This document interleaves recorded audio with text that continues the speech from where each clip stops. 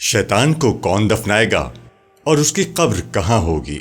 بسم اللہ الرحمن الرحیم۔ السلام علیکم۔ یقیناً تمام تعریفیں اللہ کے لیے ہیں، ہم اس کی تعریف بیان کرتے ہیں، اسی سے مدد کے طلبگار ہیں۔ میں گواہی دیتا ہوں کہ اللہ کے سوا کوئی معبود برحق نہیں۔ ناظرین، اس دنیا میں ایک ایسی ہستی بھی ہے جسے غائبانہ طور پر سب جانتے ہیں۔ وہ قابل نفرت ہستی ہے ابلیس، جس کا معروف نام شیطان ہے۔ رحمت الہی سے ملعون ہونے سے پہلے شیطان کا نام عزازیل تھا۔ آدم علیہ السلام کو سجدہ نہ کرنے اور حکم الہی کی خلاف ورزی کی پاداش میں اس کا نام ابلیس رکھ دیا گیا۔ شیطان بھی اسی ابلیس کو کہتے ہیں۔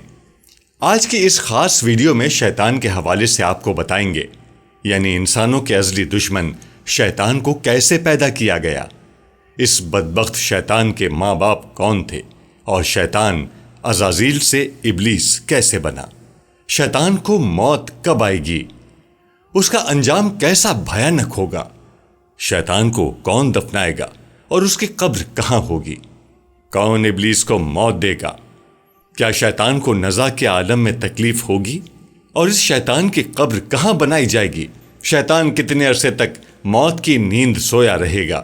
ناظرین، ان تمام سوالات کے جوابات قرآن و حدیث کی روشنی میں مکمل تحقیق کے بعد ایک کہانی کی صورت میں آپ سب کے ساتھ شیئر کر رہے ہیں۔ ناظرین، سب سے پہلے یہ جان لیجئے کہ آسمانوں پر شیطان کا نام عزازیل تھا۔ یہ اس وقت بہت نیک بلکہ فرشتوں کا امام تھا۔ یہ طاؤس سے ملائکہ، بادشاہ افلاک، فرشتوں کا امام، مقربین کا سردار، جنت کے بیت المال کا خازن اور معلم ملائکہ تھا۔ خالق کائنات کے چند مقرب ترین ملائکہ میں سے تھا۔ اسے یہ اعزازات ہزاروں برس تک دن و رات کی مسلسل ریاضت اور عبادات کے باعث عطا فرمائے گئے تھے۔ ہر وقت، ہر لمحہ ذکر الہی اس کی صفت خاص تھی۔ خوشنودی رب اس کا مقصد حیات تھا۔ پہلے آسمان سے ہفتے افلاک تک، جنت الماوا سے لوح محفوظ تک بلا روک ٹوک رسائی نے اسے دوسروں سے برتر کر دیا تھا۔ یہ تخلیق آدم سے ہزاروں سال پہلے کی بات ہے کہ ایک دن وہ ادب و احترام کے قرینوں کا خیال رکھتے ہوئے لوح محفوظ پر پہنچا۔ شکر و احسان سے بوجھل پلکوں کو اٹھا کر اوپر دیکھا، جہاں تحریر تھا اعوذ باللہ من الشیطان الرجیم، یعنی پناہ مانگتا ہوں اللہ کی شیطان مردود سے۔ یہ پڑھ کر اس کے پورے وجود پر خوف سے سنسناہٹ طاری ہو گئی۔ اس نے ڈرتے ڈرتے عرض کیا، اے اللہ، یہ شیطان کون ہے؟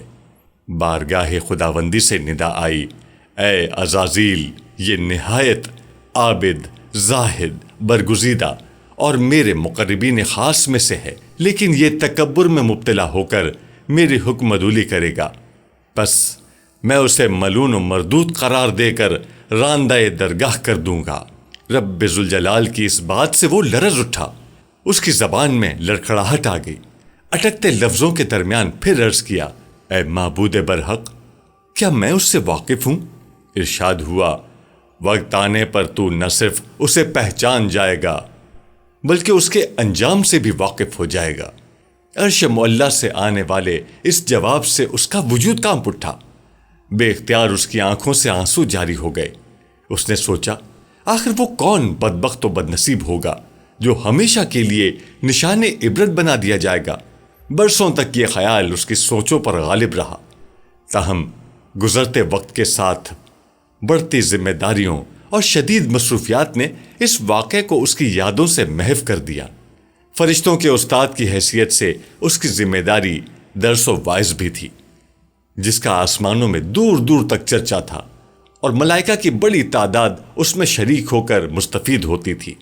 جب وہ اپنی ان محافل میں حضرت جبرائیل، حضرت میکائیل، حضرت عزرائیل اور حضرت اسرافیل جیسے مقرب فرشتوں کو دیکھتا تو اس میں برتری کی ایک کیفیت پیدا ہو جاتی۔ شاید اسی کا نام تکبر ہو۔ بہرحال بیتے سالوں کے ساتھ اس کے درجات مزید بلند ہوتے چلے گئے۔ اب اس کی حیثیت بادشاہ افلاک کی سی تھی۔ اتنے بڑے مرتبے کے بعد اس میں عاجزی اور انکساری پیدا ہونی چاہیے تھی، لیکن معاملہ اس کے برعکس ہوا۔ وہ کہتا ہے، مجھے یوں محسوس ہوتا کہ جیسے میرے اندر سے ایک آواز مجھے کہتی، اے عزازیل، تو سب میں افضل ہے۔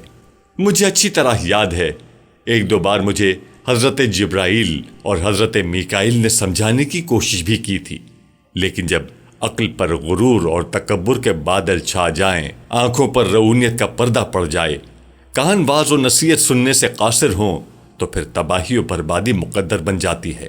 ذلت و رسوائی کا طوق ہمیشہ کے لیے اس کے گلے کی زینت بن جاتا ہے، اور پھر ایک بدقسمت دن یہی سب کچھ میرے ساتھ بھی ہوا۔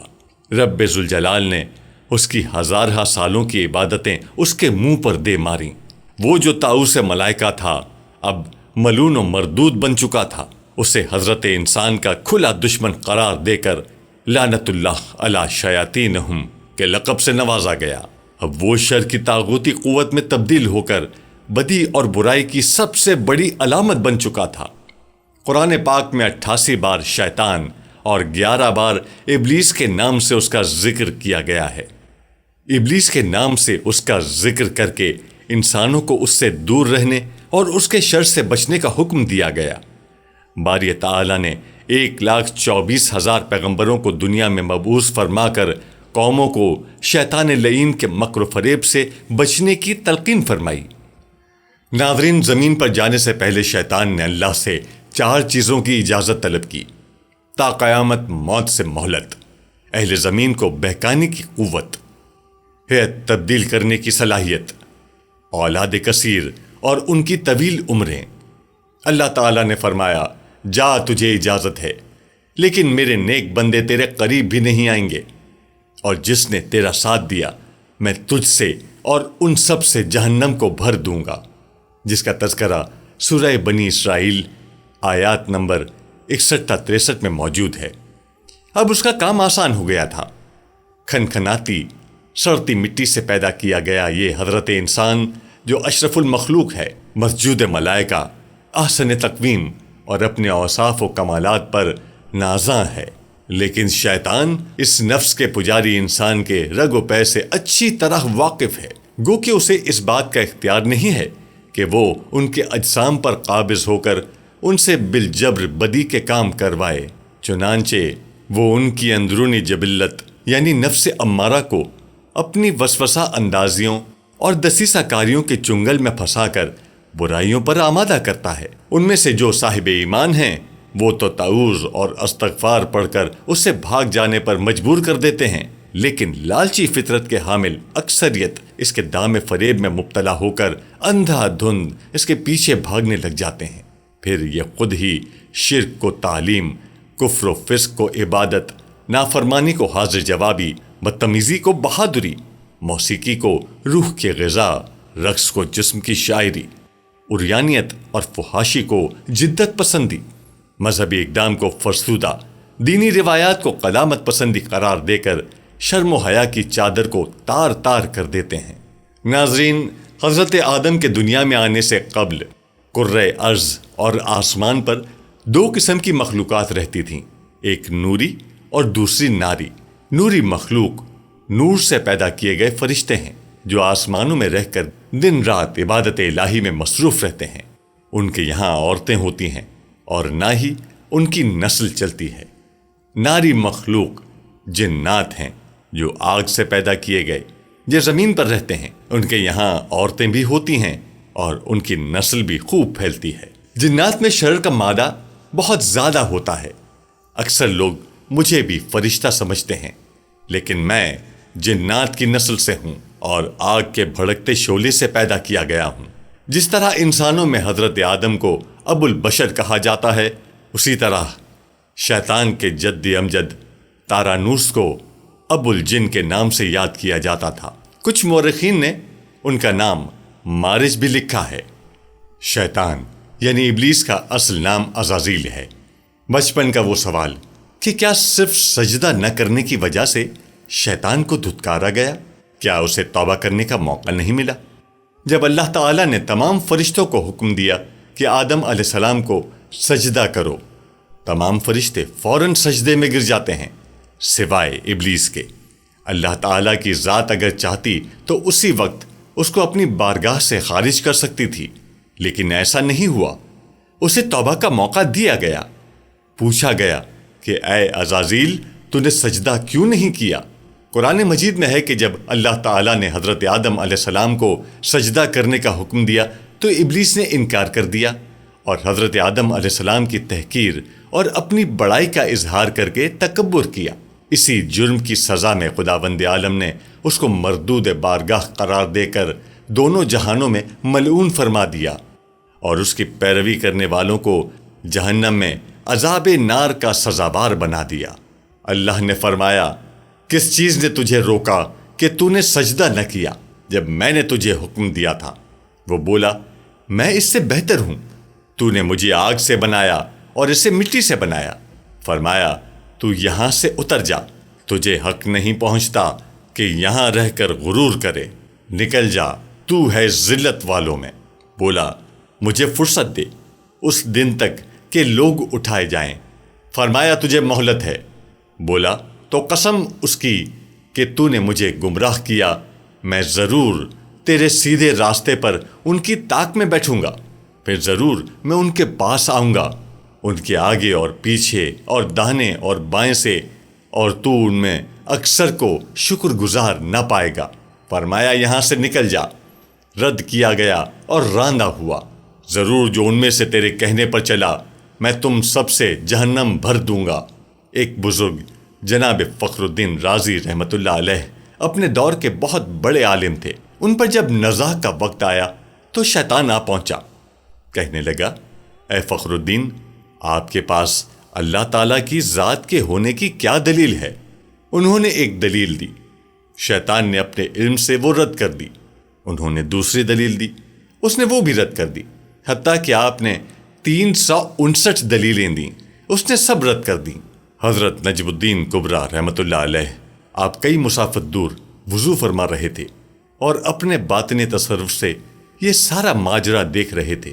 آپ نے اپنے ہاتھ سے پانی حضرت فخر الدین رازی رحمۃ اللہ علیہ کی جانب پھینکا، تمام پردے چاک کیے اور فرمایا، اس کو بول دو کہ میں اللہ تعالیٰ کی ذات کو بنا کسی دلیل کے مانتا ہوں۔ یہاں شیطان نے ایک اور حملہ کیا، کہنے لگا، اے فخر الدین، آج تمہیں تمہاری فضیلت نے بچا لیا۔ آپ نے جواب دیا، نہیں، مجھے میرے وسیلے نے بچا لیا۔ کتنا خطرناک کھیل کھیلتا ہے۔ نزاع کے موقع پر بھی اس بات کے درپے ہوتا ہے کہ بندہ مومن کو بھٹکا دوں۔ وہ آج تک اپنا کیا ہوا عہد نبھا رہا تھا، اور کیا ہم اپنا عہد نبھا رہے ہیں؟ ابلیس، جس کو شیطان کہا جاتا ہے، یہ فرشتہ نہیں تھا بلکہ جن تھا جو آگ سے پیدا ہوا تھا، لیکن یہ فرشتوں کے ساتھ ساتھ ملا جلا رہتا تھا اور دربار خداوندی میں بہت مقرب اور بڑے بڑے بلند درجات و مراتب سے سرفراز تھا۔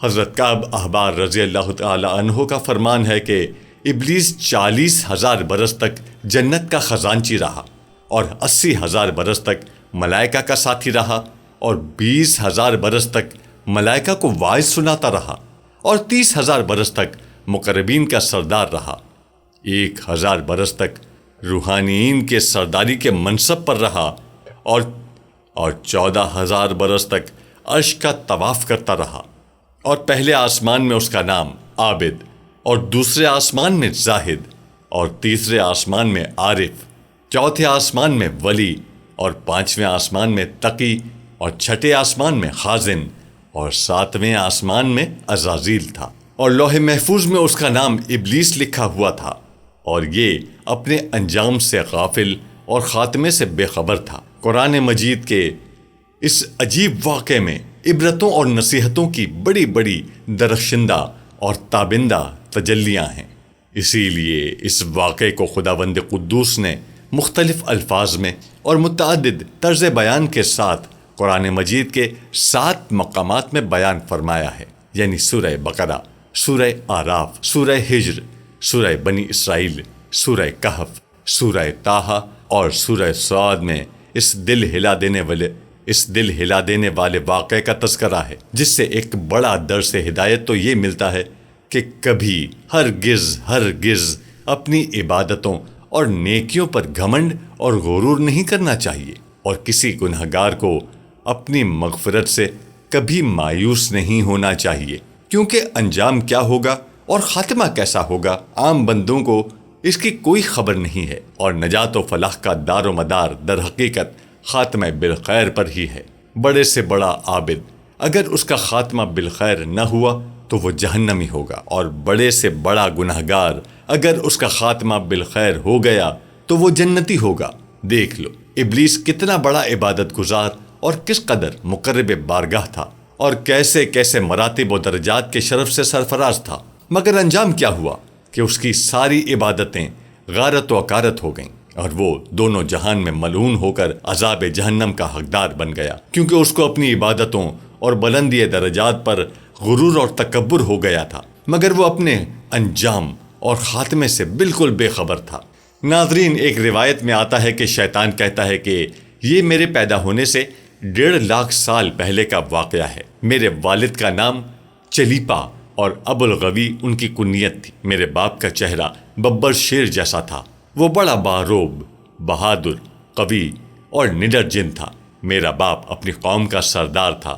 قوم اجنا کا ہر جن میرے باپ کی دہشت سے خوف کھاتا تھا، اسی لیے اس کی قوم اسے شاشین کے نام سے یاد کرتی تھی، جس کے معنی ہے دل ہلا دینے والا۔ میری ماں کا نام تبلیس تھا۔ وہ بھی میرے باپ کی طرح طاقتور، بہادر اور نڈر تھی۔ جنوں کی اکثریت سرکش، شرپسند، فسادی اور جنگ و جدل کی دلدادے ہے، جبکہ نیک اور پرامن جنوں کی تعداد آٹے میں نمک کے برابر ہے۔ میرے باپ نے اپنے قبیلے کے لیے بہت جنگیں لڑیں، اور ایک وقت وہ آیا کہ تمام قبائل میرے باپ کے زیر نگیں ہو گئے، اور یہی وہ وقت تھا کہ جب ہماری قوم غرور و تکبر میں مبتلا ہو کر سرکشی پر اتر آئی، یہاں تک کہ ان کے جھگڑوں، فسادات اور خون خرابے سے زمین سرخ ہو گئی۔ لہٰذا اللہ تعالیٰ نے اس فساد کے قلع کما کے لیے آسمانوں سے فرشتوں کی فوج بھیج دی۔ زمین پر میری قوم اور فرشتوں کے درمیان ایک خوفناک جنگ ہوئی، جس کے نتیجے میں میرے والدین سمیت زیادہ تر شرپسند جن مارے گئے۔ کچھ سمندر پار دور دراز جزائر میں جا چھپے، جبکہ نیک جنوں نے غاروں میں پناہ لے لی۔ اس وقت میں کم سن تھا، اور اس تباہی کے میدان میں زار و قطار، اور اس تباہی پر ایک میدان میں کھڑا زار و قطار رو رہا تھا۔ میرے ارد گرد جنات کی لاشوں کے ڈھیر پڑے تھے۔ فرشتوں کا کام ختم ہو چکا تھا، اور وہ آسمان پر اڑتے ہوئے واپس جا رہے تھے کہ اچانک فرشتوں کے ایک گروہ نے مجھے روتے دیکھا تو زمین پر اتر آئے۔ میں نہایت حسین و جمیل تھا، اور چہرے سے معصومیت بھی ٹپکتی تھی۔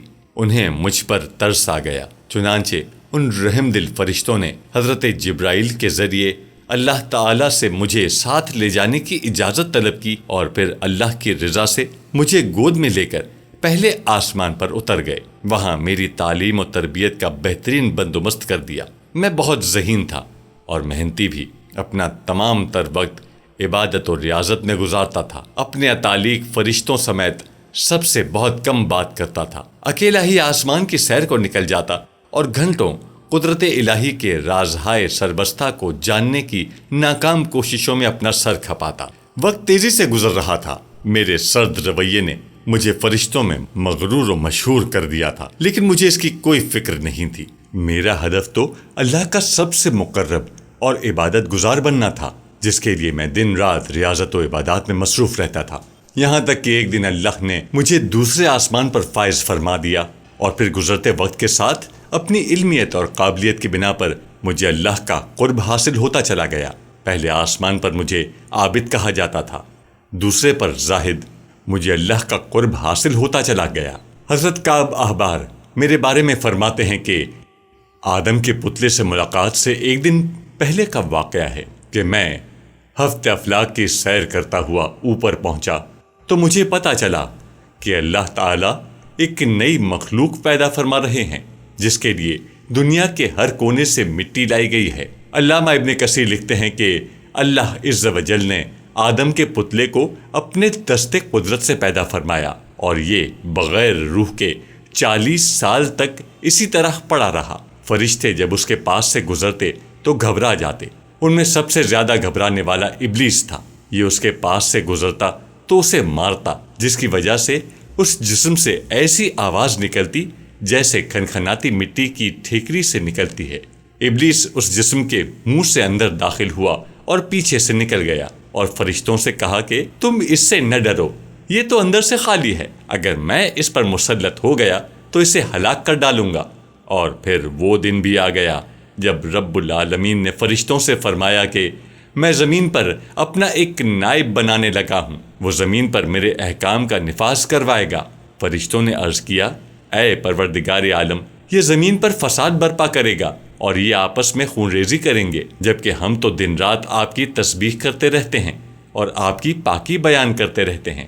اللہ تعالیٰ نے فرمایا، جو کچھ میں جانتا ہوں وہ تم نہیں جانتے۔ پھر اللہ تعالیٰ نے آدم کو تمام چیزوں کے نام سکھا دیے اور انہیں فرشتوں کے سامنے پیش کرتے ہوئے فرمایا، اگر تم سچے ہو تو مجھے ان کے نام بتاؤ۔ انہوں نے کہا، تو پاک ہے، ہم تو اتنا ہی جانتے ہیں جتنا تو نے ہمیں بتایا ہے، بے شک تو بڑے علم و حکمت والا ہے۔ پھر اللہ نے فرمایا، اے آدم، ان چیزوں کے نام بتا دو۔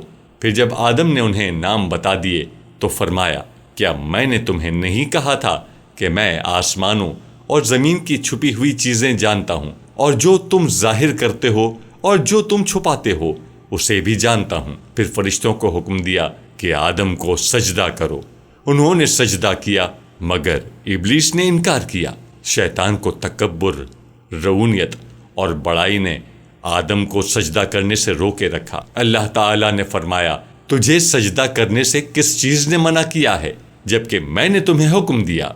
وہ بولا، میں اس سے بہتر ہوں کہ تو نے مجھے آگ سے بنایا اور اسے مٹی سے بنایا ہے۔ میں ایسا نہیں کہ اس انسان کو سجدہ کروں جسے تو نے سڑے ہوئے کھنکھناتے گارے سے پیدا کیا ہے۔ اللہ نے فرمایا، اب تو یہاں سے نکل جا، کیونکہ تو مردود ہو گیا ہے اور قیامت تک تجھ پر میری پھٹکار ہے۔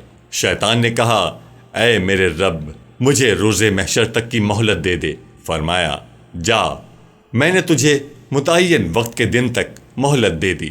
پھر شیطان نے کہا، مجھے تیری عزت کی قسم، میں ان سب کو یقیناً بہکاؤں گا، ان پر حملہ کروں گا، ان کے آگے سے بھی اور پیچھے سے بھی، ان کے دائیں جانب سے اور بائیں جانب سے بھی، اور آپ ان میں سے اکثر کو شکر گزار نہیں پائیں گے۔ اللہ تعالیٰ نے فرمایا کہ یہاں سے ذلیل و خوار ہو کر نکل جا، ان میں سے جو شخص تیرا کہنا مانے گا میں ان سب سے جہنم کو بھر دوں گا۔ اور شیطان کہتا ہے، یوں بارگاہ خداوندی سے دھتکارے جانے کے بعد میں عزازیل سے ابلیس بن گیا۔ اپنے غرور و تکبر اور رعونت کی بنا پر میری ہزاروں سالوں کی عبادت و ریاضت ضائع ہو گئی اور مجھے عرش سے فرش پر پٹخ دیا گیا۔ انہی دنوں میرے علم میں یہ بات آئی کہ اللہ تعالیٰ نے حضرت آدم کی تنہائی دور کرنے کے لیے ان کی بائیں پسلی سے حضرت حوا کو پیدا کیا ہے، اور اللہ نے آدم سے کہا کہ تم اور تمہاری بیوی دونوں جنت میں رہو اور یہاں جو چاہو کھاؤ، مگر اس درخت کا رخ نہ کرنا ورنہ ظالموں میں شمار ہوگے۔ سورہ بقرہ آیت 35۔ اس کے باوجود کہ اللہ تعالیٰ نے انہیں آگاہ فرما دیا تھا کہ ابلیس ان کا دشمن ہے اور ایسا نہ ہو کہ وہ انہیں جنت سے نکلوا دے۔ سورہ طٰہٰ آیت 117۔ میں ان کے دلوں میں وسوسہ ڈالنے میں کامیاب ہو ہی گیا۔ میں نے ان سے کہا کہ اے آدم، کیا میں تمہیں دائمی زندگی کا درخت اور بادشاہت بتلاؤں کہ جو کبھی پرانی نہ ہو؟ پھر ان دونوں نے اس درخت سے کھایا، تب ان کے سطر کھل گئے اور اپنے اوپر جنت کے پتے چپکانے لگے۔ اب یہاں یہ سوال پیدا ہوتا ہے کہ وہ درخت کون سا تھا؟ کسی نے گندم کا درخت کہا ہے، کوئی انگور کا بتلاتے ہیں، تو کسی نے زیتون اور کھجور کی طرف اشارہ کیا ہے، لیکن اللہ عز و جل نے اس درخت کا نام مبہم رکھا کہ اگر اس کے ذکر میں کوئی مصلحت یا فائدہ ہوتا تو نام ضرور بتا دیا جاتا۔ مجھے اس بات کی تو خوشی تھی کہ میں بی بی حوا کے ذریعے حضرت آدم کو بہکانے میں کامیاب ہو گیا تھا، لیکن اس کامیابی کے بعد مجھ پر شدید گھبراہٹ طاری تھی، کیونکہ اللہ تعالیٰ کا ایک نام قہار بھی ہے۔ چنانچہ میں فوری طور پر زمین کی طرف بھاگا۔ عموماً فرشتوں کے 2 پر ہوتے ہیں، لیکن اللہ کا مجھ پر بڑا احسان و کرم تھا کہ مجھے 4 پروں والا بنایا۔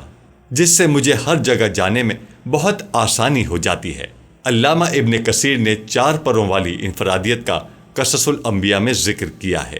بعد ازاں اللہ تعالیٰ نے حوا اور حضرت آدم کو معاف فرما کر ایک خاص مدت تک کے لیے دنیا کی طرف روانہ کر دیا۔ اللہ تعالیٰ نے میرے جنت سے نکالے جانے اور آدم کے اس قصے کو قرآن کریم کی 7 سورتوں، سورہ بقرہ، سورہ اعراف، سورہ ہجر، سورہ بنی اسرائیل، سورہ کہف، سورہ طٰہٰ اور سورہ صاد میں تفصیل سے بیان فرمایا ہے۔ میری اس پہلی کامیابی نے مجھے ابلیس سے شیطان بنا دیا اور میں لعنت اللہ علی شیاطینہم قرار دے دیا گیا۔ دنیا میں آدم اور حوا کے ملاپ کے بعد اللہ نے انہیں اولاد کثیر سے نوازا۔ ایک جوڑا صبح پیدا ہوتا اور ایک شام کو۔ صبح والے جوڑے سے شام والے جوڑے کی شادی کر دی جاتی۔ اسی طرح ایک دن صبح قابیل اور اس کی بہن اقلیمیہ پیدا ہوئی، جبکہ شام کو حابیل اور اس کی بہن یہودا پیدا ہوئی۔ قانون قدرت کے مطابق قابیل کی شادی یہودا سے اور حابیل کی شادی اقلیمیہ سے ہونا تھی۔ اقلیمیہ نہایت حسین اور خوبصورت تھی، جبکہ یہودا بدشکل۔ قابیل نے یہودا سے شادی سے انکار کر دیا۔ وہ اپنی بہن اقلیمیہ سے شادی کرنا چاہتا تھا۔ حضرت آدم نے دونوں بیٹوں سے کہا کہ تم دونوں اللہ کی راہ میں قربانی دو، جس کی قربانی قبول ہو جائے گی اس کے ساتھ اقلیمیہ کی شادی کر دی جائے گی۔ چونکہ حابیل حق پر تھا لہٰذا اس کی قربانی قبول کر لی گئی۔ یہی وہ لمحہ تھا جب میں ناک کے ذریعے قابیل کے جسم میں داخل ہوا اور اس کے دماغ پر قبضہ کر کے اس کی سوچنے سمجھنے کی صلاحیتوں پر حاوی ہو گیا۔ میں نے قابیل کو مشورہ دیا کہ اگر تو اقلیمیہ کو حاصل کرنا چاہتا ہے تو حابیل کو قتل کر دے۔ پہلے وہ ہچکچایا، لیکن جب میں نے اس کی ہمت بڑھائی، لالچ، حسد اور انتقام کے جذبات بیدار کیے تو وہ راضی ہو گیا اور پھر ایک دن اس نے حابیل کو قتل کر ڈالا۔ اس واقعے کی تفصیل سورہ مائدہ میں موجود ہے۔ بعد ازاں قابیل اپنے والد کے خوف سے یمن بھاگ گیا، تاہم مجھ جیسا شیطانی ہتھ کنڈوں کا موجد اس کے ساتھ تھا۔ میں نے پہلے اسے عیش و عشرت پر لگایا، اس کی بہت سی شادیاں کروائیں، کیونکہ اپنے کام کو منظم طریقے سے آگے بڑھانے کے لیے مجھے ایک مضبوط ٹیم کی ضرورت تھی۔ میں آگ سے پیدا ہوا ہوں، لہٰذا میں نے اسے آتش پرست بنا دیا۔ اللہ تعالیٰ نے مجھے مکمل چھوٹ دے رکھی تھی۔ جب اس کی نسل تیزی سے بڑھنے لگی تو میں نے اسے پتھر کے بت بنانے کا طریقہ سکھایا۔ اب کچھ آتش پرست بن گئے اور کچھ بتوں کو پوجنے لگے۔ ناظرین، جب شیطان مردود کو اللہ تعالیٰ نے جنت سے نکال دیا تو اس نے اللہ تعالیٰ سے قیامت تک کے لیے مہلت مانگی کہ قیامت سے پہلے تک مجھے موت نہ آئے، لیکن اللہ پاک نے اسے مقررہ وقت تک، یعنی ایک خاص وقت تک کی مہلت دی، جسے قرآن مجید میں یوں بیان فرمایا گیا ہے۔ اس نے کہا، اے پروردگار، لوگوں کے زندہ کیے جانے تک مجھے مہلت دے۔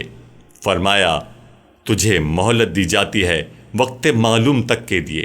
مفسرین کے مطابق وقت معلوم وہ ہوگا جب حضرت اسرافیل علیہ السلام پہلی دفعہ سور پھونکیں گے۔ ناظرین، اسلامی کتب میں آتا ہے کہ قیامت کی نشانیاں جب پوری ہوں گی تو مومنین کی بغلوں کے نیچے سے ایک خوشبودار ہوا گزرے گی، جس سے تمام ایمان والے وفات پا جائیں گے، اور پھر اس کے بعد 40 سال کا زمانہ گزرے گا جس میں کوئی بچہ پیدا نہ ہوگا، یعنی ہر انسان کی عمر کم سے کم 40 سال ہوگی۔ چونکہ سب مسلمان مر چکے ہوں گے اس لیے زمین پر کفار اور مشرک رہ جائیں گے۔ اسلام کی معروف کتاب تفسیر در منشور میں صفحہ نمبر 70 پر لکھا ہے کہ جب مومنین کی وفات کو 40 سال گزر چکے ہوں گے تو پھر حضرت اسرافیل علیہ السلام پہلی دفعہ سور پھونکیں گے، جسے نفخہ اولیٰ بھی کہتے ہیں۔ شروع میں اس کی آواز نہایت کم ہوگی کہ لوگ کان لگا کر سنیں گے، پھر یہ بڑھتی بڑھتی اس قدر زیادہ ہو جائے گی کہ کانوں کے پردے پھٹ جائیں گے، ان کے نتنوں سے پیپ بہنا شروع ہو جائے گی اور لوگ مر جائیں گے۔ انسان، جنات، فرشتے، یہاں تک کہ شیطان ابلیس کو بھی نفخہ اولیٰ کے وقت موت آ جائے گی۔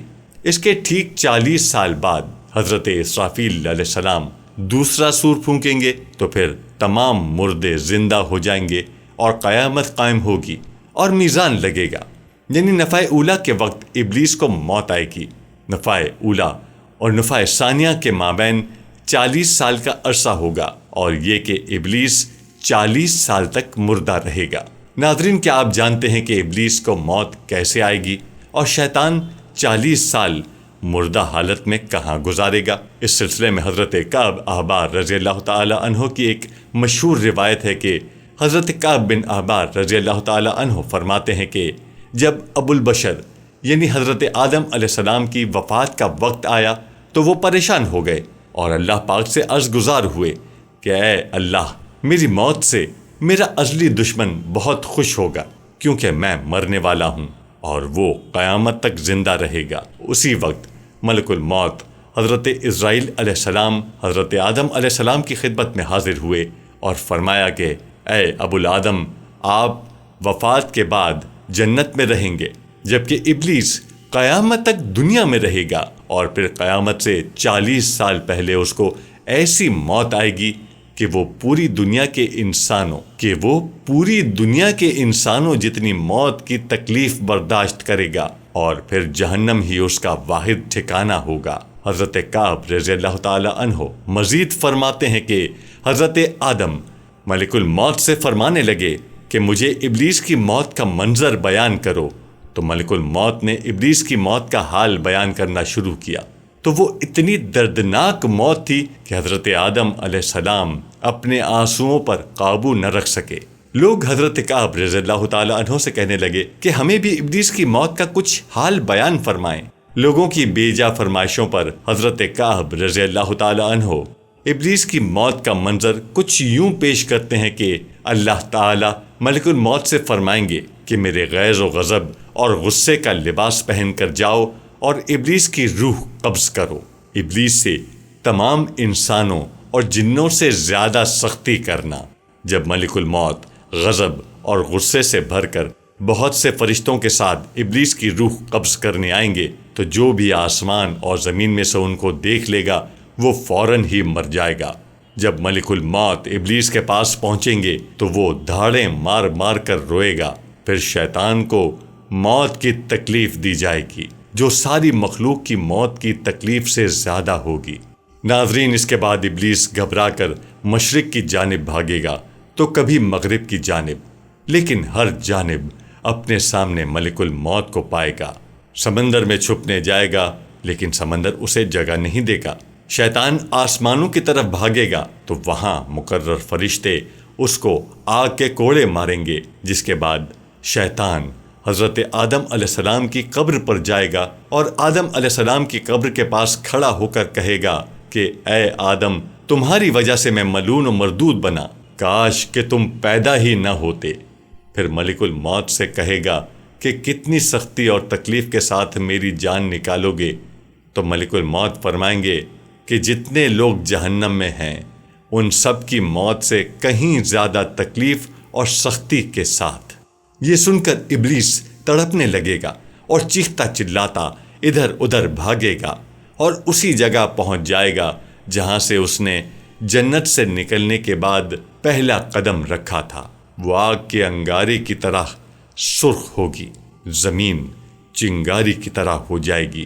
یہاں زبانیہ نامی فرشتوں کی جماعت شیطان کو گھیر لے گی اور یہ فرشتے شیطان کو زنبور اور آروں سے چیریں گے، اور جب تک اللہ پاک چاہے گا اس وقت تک ابلیس حالت نزع اور موت کے غصے کا شکار رہے گا، اور وہاں جہنم کی سنڈاسیاں لگی ہوں گی۔ ان سنڈاسیوں سے تڑپا تڑپا کر جان نکالی جائے گی۔ آدم علیہ السلام اور حضرت حوا علیہ السلام سے کہا جائے گا کہ ذرا اپنے دشمن کو تو دیکھو کس طرح ذلت کے ساتھ مر رہا ہے۔ وہ دیکھ کر کہیں گے کہ یا اللہ، تو نے ہم پر اپنی نعمت مکمل فرما دی۔ انہی جہنمی گڑھوں میں ابلیس 40 سال تک مردہ رہے گا اور یہی اس کی قبر ہوگی۔ پھر 40 سال بعد دوبارہ حضرت اسرافیل علیہ السلام سور پھونکیں گے تو تمام مردے زندہ ہو جائیں گے اور حساب و کتاب کا عمل شروع ہو جائے گا۔ ناظرین، بے شک اس دنیا کی ہر شے فنا ہونے والی ہے، اور اگر کسی کو دوام ہے تو وہ صرف اور صرف اللہ پاک کی ذات بابرکت ہی ہے۔ ہمیں ہر وقت تیار رہنا چاہیے، کیا پتہ کب کس وقت کون سی گھڑی ہماری اس دنیا میں آخری ہو اور پھر ہمارے پچھتاوے کے علاوہ کچھ بھی باقی نہ رہے۔ لیکن اس بات کو بہت پچھتاوے اور دکھ کے ساتھ کہنا پڑتا ہے کہ ہمارے پیارے نبی حضرت محمد مصطفیٰ صلی اللہ علیہ وسلم کی امت میں سے ہیں اور ہم اپنے لیے خوش قسمتی سمجھتے ہیں، لیکن ہم سب کو اپنے گریبان میں جھانکنے کی ضرورت ہے، اپنا تجزیہ کرنے کی ضرورت ہے، اپنا احتساب کرنے کی ضرورت ہے کہ ہم نبی پاک صلی اللہ علیہ وآلہ وسلم کی کتنی تعلیمات پر عمل کرتے ہیں، قرآن پر کتنا عمل کرتے ہیں۔